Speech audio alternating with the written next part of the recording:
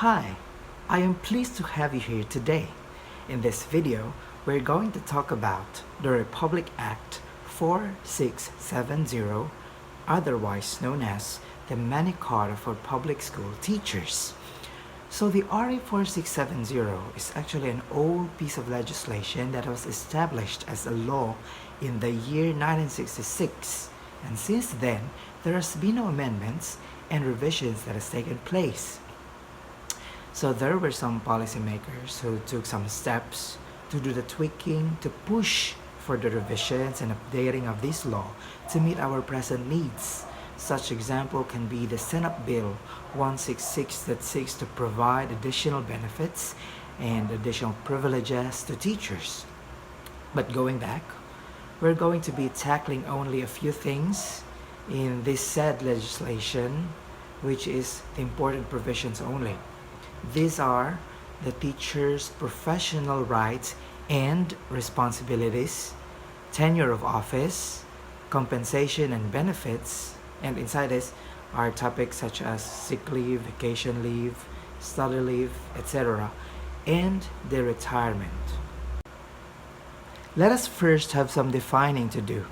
Pursuant to this law, the term teachers cover those who are engaged in classroom instruction, working on a full-time basis, and also include guidance counselors, school librarians, industrial arts or vocational instructors, and all other persons performing supervisory and administrative functions in all schools, colleges, and universities operated by the government or its political subdivisions, but shall not include school nurses, school physicians, dentists, and other school employees. Sadly also, professionals who are engaged in the collegiate or professorial level is not covered under this law. Section 3 covers the minimum qualification for teacher applicants. These are as follows. For teachers in the kindergarten and elementary grades, bachelor's degree in elementary education. For teachers of the secondary schools, bachelor's degree in education or its equivalent with a major and a minor, or a bachelor's degree in arts or sciences with at least 18 professional units in education. For teachers of secondary vocational and 2 years technical courses, bachelor's degree in the field of specialization with at least 18 professional units in education. For teachers of courses on the collegiate level other than vocational, master's degree with a specific area of specialization.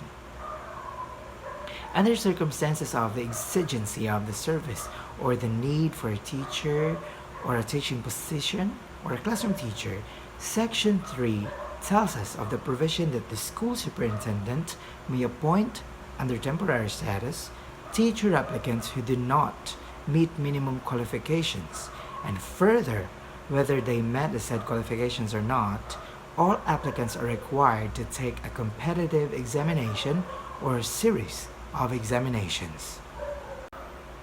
And the said provision also mentions of the preferential appointments should be based on the exam results ranked from highest marks to the lowest, and it shall be mandatory to have the results posted and be made available for the public.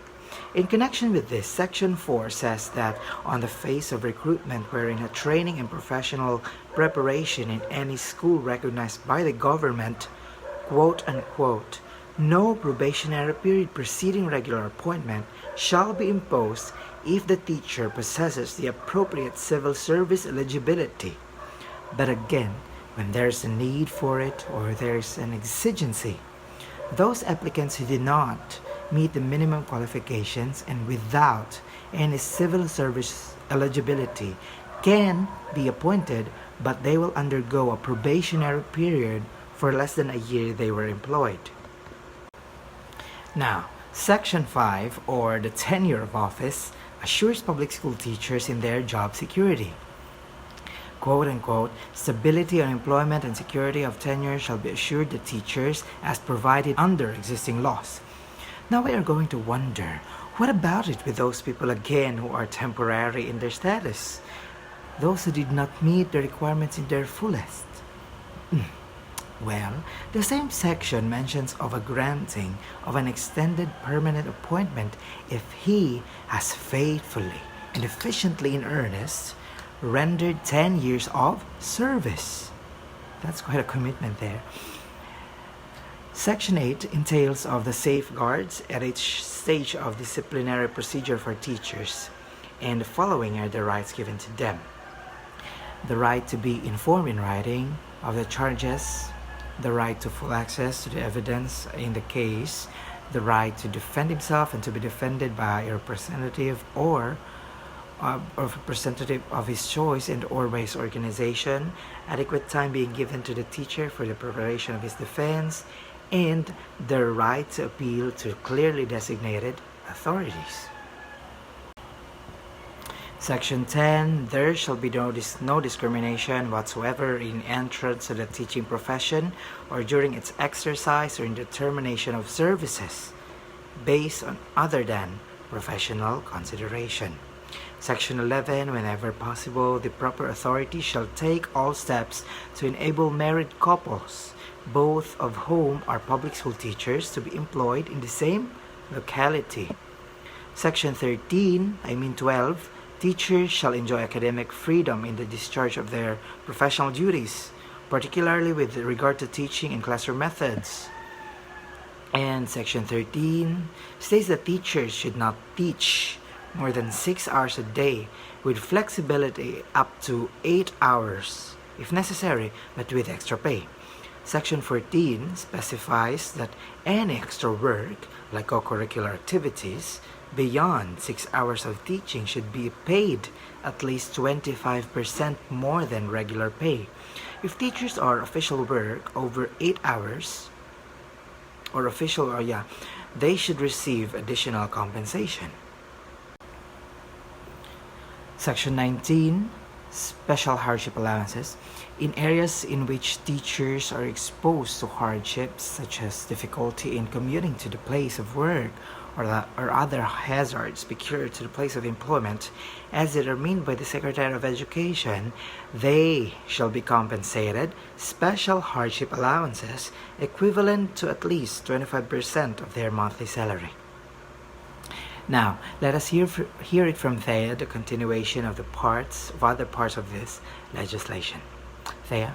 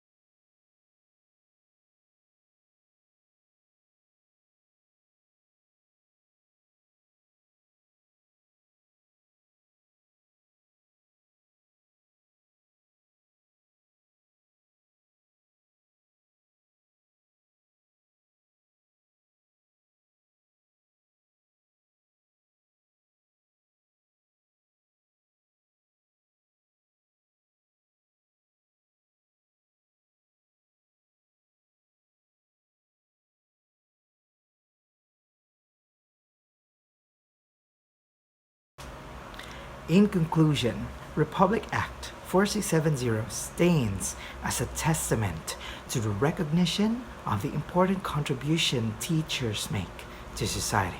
By safeguarding the rights and welfare, this legislation aims to create an environment where educators can thrive and in turn provide the best education for our future generations. Thank you for joining us today. This is John Edward Balago, together with Thea Angela Dupa.